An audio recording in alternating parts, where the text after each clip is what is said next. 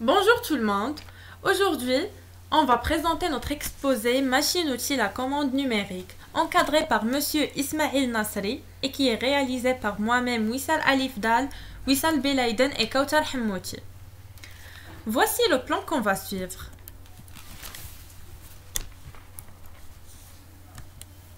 L'introduction.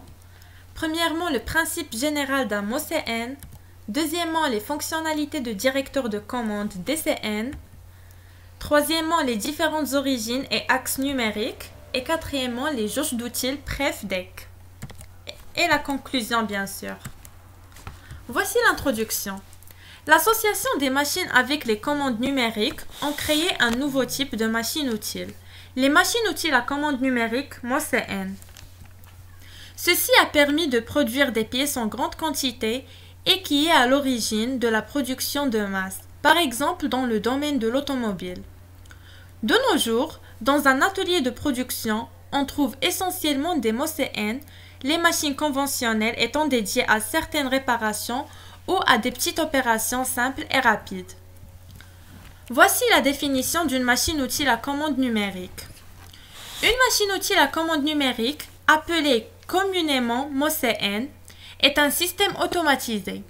Elle est composée d'une partie commande, PC, le DCN, directeur de commande numérique, et d'une partie opérative, PO, comprenant la structure de la machine-outil, le porte-outil et l'outil, et le porte-pièce.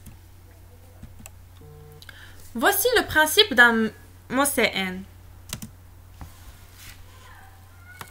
Donc, comme vous voyez, on a un moteur à courant continu qui entraîne son jeu à vis habile dont l'écrou est lié à un chariot. À l'extrémité de la vis, on a un capteur de mesure qui vérifie constamment la position exacte de chariot 4. Cette information est transmise au directeur de commande numérique et comparée avec les positions prévues par le programme.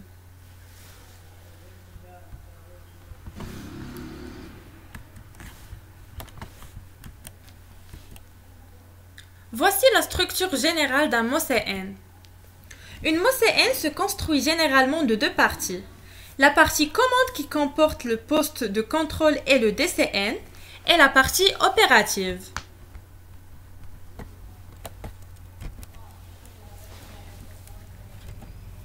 La partie commande, différente d'une machine conventionnelle, est constituée d'une armoire dans laquelle on trouve le pupitre permettant de rentrer les commandes à l'aide d'un clavier, le lecteur de données, ce lecteur peut être une option lors de l'achat de la machine, la sortie RS-232 pour les liaisons avec les périphériques externes, l'écran de visualisation de toutes les données enregistrées, le calculateur, les cartes électroniques, commande d'axe, mémoire, etc. La partie commande est alimentée par un courant faible et ne peut donc pas alimenter en direct les moteurs de la machine. Donc, elle commande les déplacements de la machine, renseigne l'utilisateur sur le bon déroulement de l'usinage. Et pour la partie opérative, les mouvements sont commandés par des moteurs presque comparables à une machine-outil classique et elle comprend un socle très souvent en béton hydraulique vibré assurant l'indépendance de la machine au sol, un bâti en banc dont les larges glissières sont acier traité, un support routier, broche, torche, laser, jet d'eau, une table support pièce, mobile selon 2 ou 3 axes équipés de systèmes de commande à vis et écrou à billes. Le granit ou le granit reconstitué est utilisé pour la fabrication des tables et des bâtis des machines à mesurer tridimensionnelles, des rectifieuses de certains tours, des moteurs chargés de l'entraînement de la table, un élément de mesure ou capteur de position renseignant à tout moment sur la position du mobile sur chaque axe. Un dynamo tachymétrie assurant la mesure de la vitesse de rotation, sans oublier de mentionner que les tâches effectuées sur le site de la partie opérative sont chargement et déchargement, pièce por pièce, chargement et déchargement outil pour outil, intervention manuelle nécessite par les usages et l'entretien, surveillance de commande. Donc, elle réalise les usages, il comporte des actionneurs qui produisent les mouvements de l'outil ou de la pièce. Le DCN, c'est le directeur de commande numérique qui interprète les instructions, reçoit les informations des capteurs et agit par l'intermédiaire d'un variateur électronique sur les moteurs. Il se constitue d'une automate programmable industrielle API pour le traitement des fonctions annexes relevant l'automatique séquentielle, lubrification, sens de rotation de la broche, évolution des magasins d'outils, arrêt d'urgence, ouverture cartée, etc. Et de l'unité de traitement, la commande numérique assure l'asservissement en position et en vitesse des déplacements des mobiles, interprétation des programmes d'application, calcul de consignes successives sur la trajectoire, élaboration de l'écart de poursuite et de correction nécessaires, commande de distribution d'énergie. L'interpolateur a pour rôle de générer les consignes de position pour chacun des axes et de les synchroniser. Ces informations sont calculées périodiquement à une cadence constante, dite fréquence d'horloge, en fonction de la trajectoire réalisée. Et puis la carte d'axe. Pour l'asservissement numérique de la position des éléments mobiles de la machine, amplificateur, comparateur, correcteur, pour chaque mouvement, la carte d'axe contrôle la position et le variateur contrôle de la vitesse. La carte d'axe reçoit d'une part une consigne de position et d'autre part une image de la position réelle du mobile fournie par un capteur.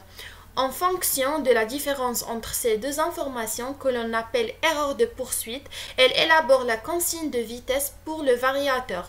Le variateur doit fournir l'énergie nécessaire au moteur pour maintenir sa vitesse constante, quel que soit le couple résistant.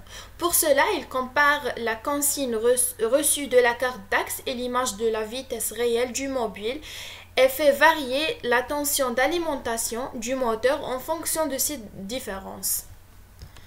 Maintenant, passons à la fonctionnalité du directeur de commande numérique.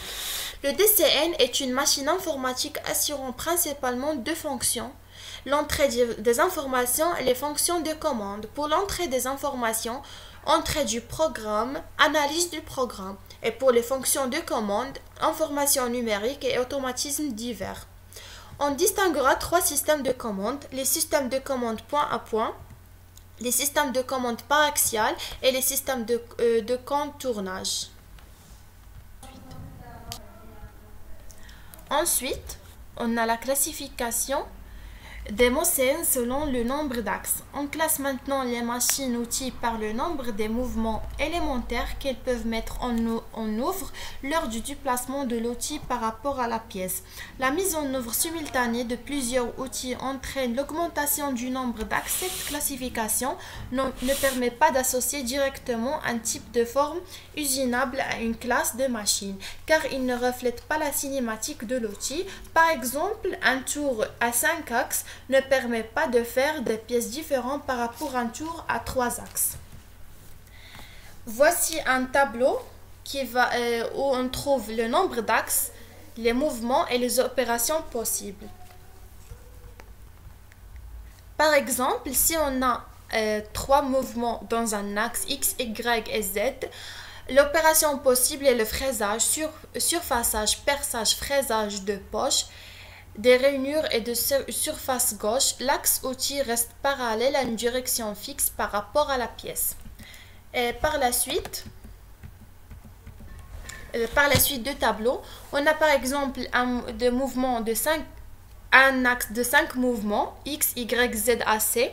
L'opération possible est le fraisage de forme gauche, fraisage avec le flanc de l'outil, fraisage avec dépinçage, perçage de toute direction. Passons maintenant aux origines. Voici ce tableau. On a l'origine machine OM majuscule, c'est la référence des déplacements de la machine. C'est un point défini sur chaque axe par le constructeur qui permet de définir L'origine absolue de la machine OM majuscule et OM minuscule peuvent être confondues. Origine mesure OM minuscule, c'est le point de départ de toutes les mesures dans l'espace machine. Origine programme OP majuscule, c'est le point de départ de tous les codes. Origine pièce, OP minuscule, origine de la mise en position isostatique de la pièce. On a fonctionnement simplifié, machine non industrielle, origine machine. Cette origine correspond aux positions des axes quand ils touchent les capteurs de fin de course. Cette origine ne change pas et l'emplacement a été choisi par le constructeur. Origine pièce, origine pour le déplacement des ésunages, elle est située à un endroit de la pièce. Passons maintenant aux jauges outils PrefDec. Pref, c'est la prise de référence, c'est la distance entre l'origine mesure et l'origine porte-outil. Il y a donc deux valeurs de pref, une X et une Z.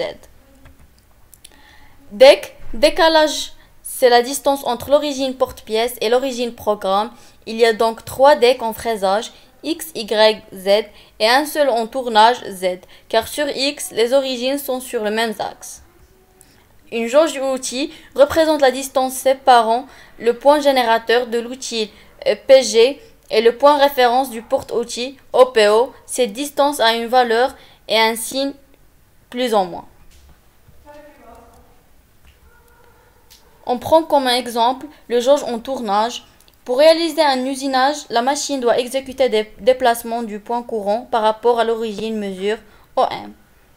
Pour faciliter le calcul des points programmés et tenir compte de la géométrie du matériel employé, machine, outil, porte-pièce, une chaîne géométrique est construite.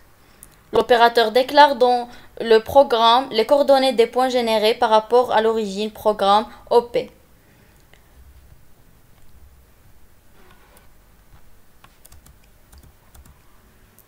La position calculée du point courant est le résultat du calcul réalisé par la machine par rapport à OM.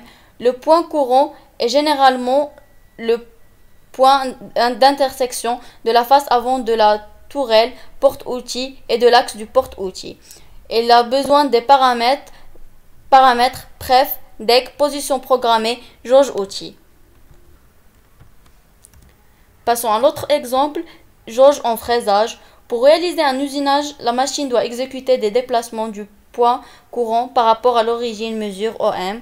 Pour faciliter le calcul des points programmés et tenir compte de la géométrie du matériel employé, machine, outil, porte-pièce, une machine géométrique est construite.